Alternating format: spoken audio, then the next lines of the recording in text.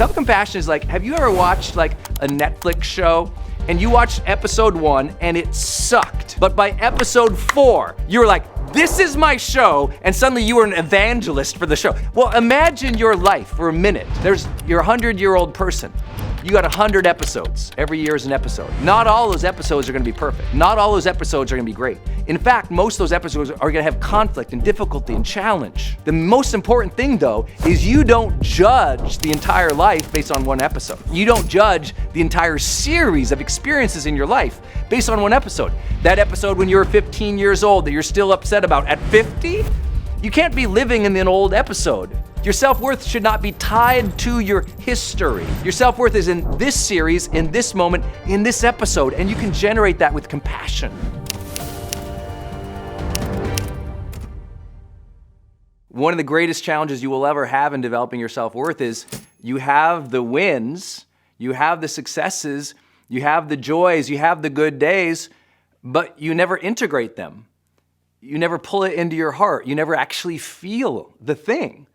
So you had the child, you won the game, you achieved the thing, but you still don't feel it. It's not in your identity yet. The good things that have happened in life and the good things you've been given in life, it hasn't penetrated yet because you don't have any practices that pulls it in and develops that sense of strength, that sense of love, that sense of honor, that sense of dignity, that sense of grace that would make you feel good. You gotta take the good days in, and you gotta take the difficulties in, and you gotta take life in. And so today, I hope I can do something for you that's a little different. I come at this topic a little bit differently than many of the other speakers or teachers because I'm a high performance coach.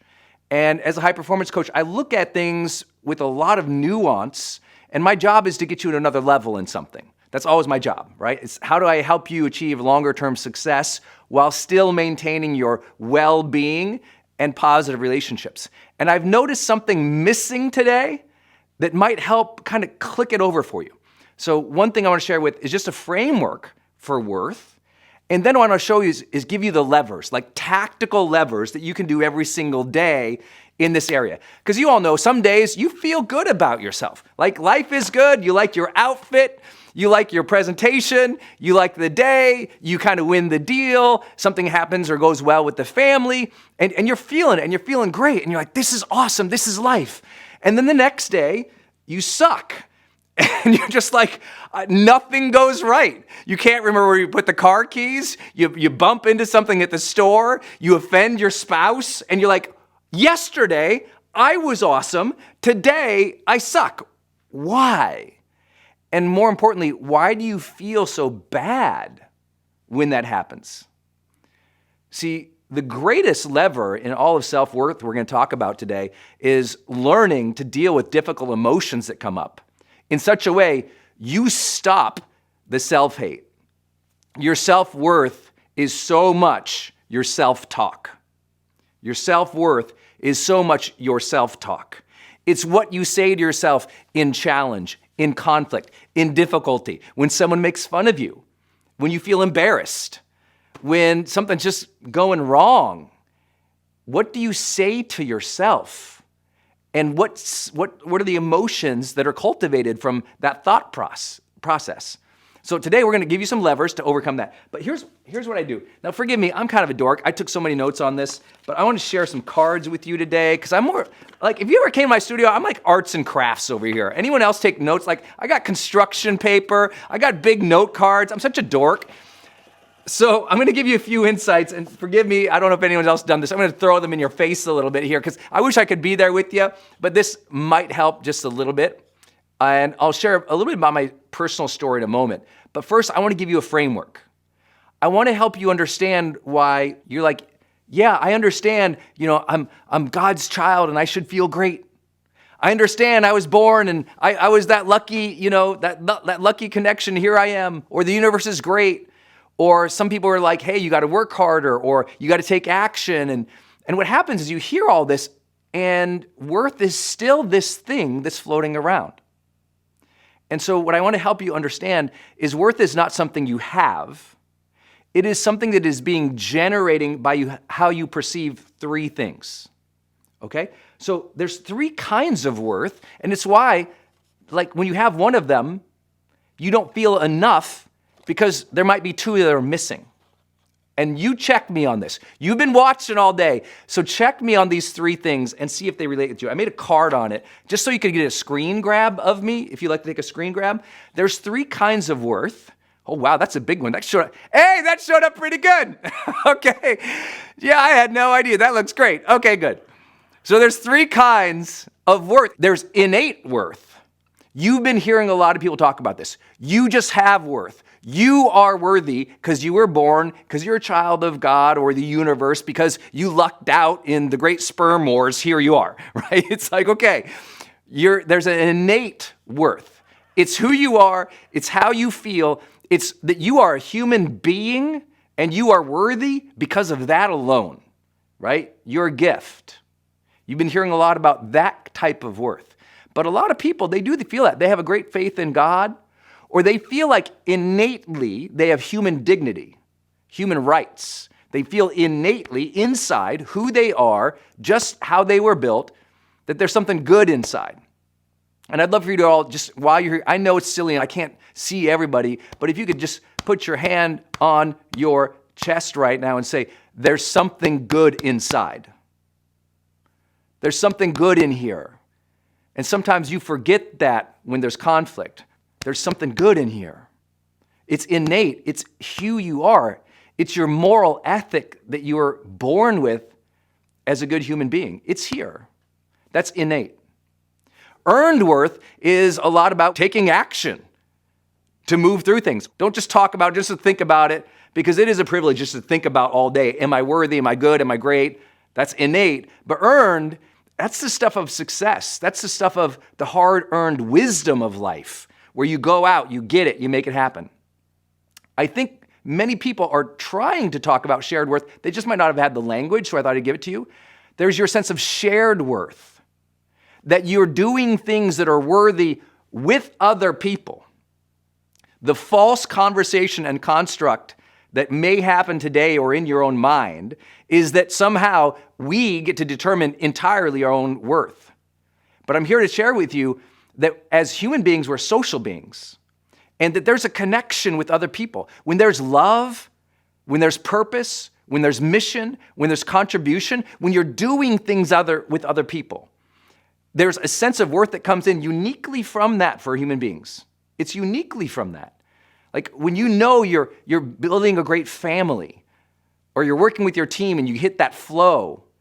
These are 3 different types of it. Is this helpful to everybody? Just so I can see your hands up. You all getting this? Okay, yeah, you're getting this. Which one of these do you have to work on, do you think? Which one of these do you think could be your aha moment today? Which one of these you're like, okay, I already got that. I feel worthy, Brendon, but I need to do some work. Or you know what? I'm working really hard. I'm earning it. I'm growing. I'm developing mastery, but I feel alone. I don't feel like I have a mission or camaraderie with other people. And that's why, even though I feel good about myself, something's missing. Shared worth is a lot of what Oprah talked about and Maria Shriver talked about. It is that sense of being of service to others, caring for other people, living a life where you're giving compassion. Okay, that's enough for the big chart. But I'm curious which one of these you need to work on the most.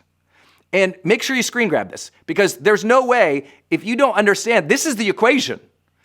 With each of these things is how you feel each day. And for some of you, it's like a funny equation in that, for some of you, innate's more important. You got to reconnect that. You have no self-love. Some of you earned. You're like, I haven't been taking action. And some of you are like, I'm lonely. I need to connect with other people and do something important again. So it's your equation here is weighted, meaning some of you, this is more important, or this is more important, or this is more important. That's a huge breakthrough for people. Innate worth, earned worth, or shared worth. As soon as you get that, it's like, oh, these are like, I can change that balance. And I'm going to give you 3 levers to change that balance across all of them, but they'll uniquely tie in. And I think this is important because for me personally, like I started my journey more of on the earned worth. I innately didn't feel good at all. Anyone out there kind of grew up in a place or get in a time in your life where you didn't feel good about yourself. Like there was actually self-loathing. I had, so those of you who don't know my story in personal development and what I've done in my career, it started because I was a suicidal young man. I had gone through the breakup with the first woman I ever loved. We were high school sweethearts. And in college, she went outside the relationship. And because my whole identity was tied up in the relationship, when that relationship fell apart, I fell apart. And I fell into deep, deep despair and anger and frustration and sadness and depression and then suicidal ideation and then suicidal planning because I didn't know how to deal with the fact that I was alone now, that I didn't feel like I was enough, that innately now I didn't like myself because somebody else didn't love me. You ever been there? You don't like yourself because somebody else doesn't love you. They break up with you and you feel unworthy. You feel unloved. You feel like terrible. And that's what happened to me. And it became a desperate situation. And then unrelated to my suicidal ideation, I was in a car accident. And that car accident was, looking back now, I recognize it as grace because this car, I was a passenger in a car going 85 miles an hour around a sharp corner. And the car, as we went around that corner, the car flipped off the road several times. I got knocked out. When I came to, the driver was screaming to get out of the car, and he was terrified, and a big chunk of his head was open, and there was blood everywhere, and he's screaming, get out of the car, get out of the car, get out of the car. And I had to push through the windshield of the car to escape because the door wouldn't open. So I climbed up through the windshield of the car, and I stood up on the hood of this car. And I looked down, and I saw my friend bleeding and screaming. And I looked down, and I saw blood coming off of my entire body, all over my shoes, and all over my feet. And I felt this terror as a young kid that, oh my God, I'm about to die. I felt life and energy draining out of my body, and the blood pooling on the hood of the car. And I remember looking down just thinking, do I even matter? What was the purpose of this? And as the blood was going off the hood of the car, there was a glint and a sparkle in the hood of the car, and it made me look up. And there was this bright, beautiful moon that night. And seconds later, when I was terror and feeling like I'm going to die, I felt this sense of peace come in. And I knew I was going to be okay. It was like the big guy handed me what I called life's golden ticket. You're okay, kid. You're going to be all right. And I had my first moment of faith and connection. And I remember when I got that gift, what I felt like was a second chance at life, I remember I literally said to God, I said, I will earn this. Like, I will earn this life. So for me, worth was tied to, I want to earn this gift of life. Like, life is such a gift. I want to earn it. Thank you, God, for giving me breath. Thank you, God, for giving me a chance. Thank you, God, for being here. Thank you, God, for the second. I want to earn it. I want to go live such a good life that I feel like I've earned it, that you feel like I've earned it, that the people around me felt like it was okay that he was here. He mattered. He made a difference. He lived. He loved. There was something. I just felt like that earned piece was there. But of course, I had to learn the innate piece and the shared piece. And so I want to give you 3 levers, and maybe you'll write these levers down because once you can activate these, you'll change. Because I know that you can earn another level of self-worth, but we have to start with the innate side. So your first lever in all of developing more worth, because that's the game today. Today is not about having self-worth. It's about generating more self-worth, right? It's a spectrum. Some days you have it, some days you don't. We want more days to lean to having more self-worth, right? It's fluid, but we want it to feel more consistent and more powerful. We want you to come from a great place of self-worth. It's going to start with self-compassion, which a lot of speakers actually spoke about. But self-compassion, let me give you a simple metaphor for self-compassion. Self-compassion is like, have you ever watched like a Netflix show and you watched episode 1 and it sucked? But by episode 4, you were like, this is my show, and suddenly you were an evangelist for the show. You were telling everybody about the show. Like the 4th one, you're like, oh, this is great, you got to watch this. And then there was like, well, imagine your life for a minute. You're a 100-year-old person. You got 100 episodes. Every year is an episode. Not all those episodes are going to be perfect. Not all those episodes are going to be great. In fact, most of those episodes are going to have conflict and difficulty and challenge. The most important thing, though, is you don't judge the entire life based on one episode. You don't judge the entire series of experiences in your life based on one episode. That episode when you were 15 years old that you're still upset about at 50, you can't be living in an old episode. You're in the 50th episode. You can't keep living your teenage years out in your 40s and 50s and 60s. Your self-worth should not be tied to your history. Your self-worth is in this series, in this moment, in this episode, and you can generate that with compassion by being kind to yourself, by managing your self-talk. As a simple tool for you, I'd love you to create a compassion card. Like literally get a card or a Post-it, and anytime you feel mad at yourself, angry at yourself, embarrassed, shamed, upset, hurt, write down how you're going to react. What are you going to do specifically? So you have that compassion card next to your computer or on your fridge. Anytime that bad self-talk, you go look at it and you're like, right, let me run this playbook to deal with this so I can connect back to that innate, beautiful spirit that's inside. Because everyone, tap it again, it's like, there's goodness in here. There's goodness in here. You might screw up, you might have a bad day, but there's goodness in here. And that compassion card will get you to realize, okay, I got to give myself some compassion. I have to stop being so mean to myself and comparing myself to everybody else. And I have to drop back into this episode, take a few beats, a few breaths, realize there's lots more episodes to come. Expand your horizon line, have a bigger vision and a longer vision for yourself. You tend not to be so mean to yourself because you're playing the long game. Playing the long game is important. It's self-compassion. The second big idea I want to share with you here today is your conduct. Your conduct. I want you to write this one down. Your conduct is the measure of your character, and your character is a huge measure of your self-worth. How you show up. You want to have more self-worth? I'll say it to you as a coach because this was important to me, and this is important to my clients. Hey, if you want to live a worthy life, you have to come from a place of greater integrity. You want the conduct of a high character. In other words, I want you to live a life that's integrity. The more days of integrity, the more strength you develop. How do you develop integrity? Stop lying. Stop lying about what you really think and feel and need and desire in your life. Stop saying, I'm fine, when you're not fine. Stop lying about little things in your life. As you go throughout the day, maybe you lie about your follower count, or you lie in a presentation, or you lie to your spouse, and you're like, oh, it's just a little white lie. Your body is recording all of those. Your mind knows that. And part of the hardest thing I have to do as a coach, sometimes I stop people on Zoom or on the phone and go, hey, is that the truth? Is that real? And if we can get you in conduct of character, your self-worth will be earned. You will earn that self-worth. So don't lie so much. Also, stop trying to fix all these limiting beliefs everyone tells you about, and stop trying to chase after fixing all the problems. You want to do something great for your conduct?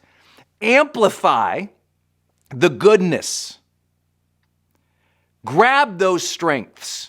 Grab those gifts that you got from God and amplify them, build them up, share them, serve them even more. That's proper conduct. That's coming from the place of your strengths, your gifts, the beauty in you. Amplify that, turn that up. Sometimes you all have such a spotlight on what's wrong with you.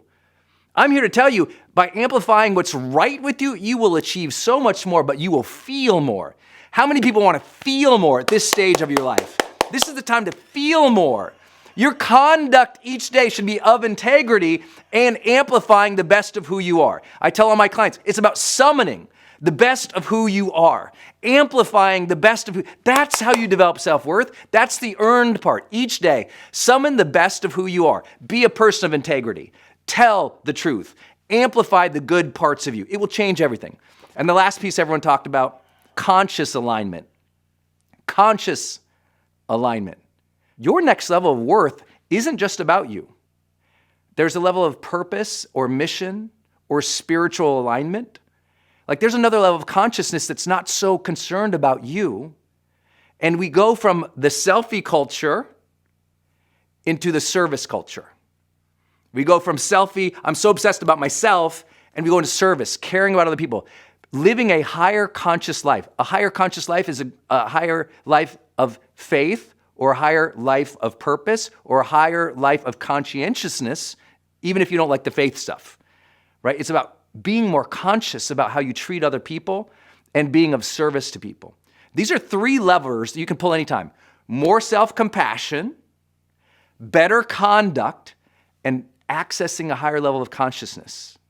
If you'll do that, and each day when you don't feel worthy, you go, is it because I'm forgetting the innate self-worth? I'm beautiful as a child of God already? Is it the earned piece? You're like, oh, I need to develop this skill, or I need to get better at this, or is it conscious? I need to connect to something higher than me right now. I need to take the focus off of me and connect to something higher with other people, have a shared purpose with others. You might feel a little different. It might shift you. It might remind you of things. These are levers: compassion, conduct, and conscious alignment. Because I tell my clients all the time, achievement isn't usually your problem. Alignment is. Getting back in alignment of the best of who you are will make you feel even more worthy. And you should do that. I hope you'll go out and earn that level of worth. And you can do that every day.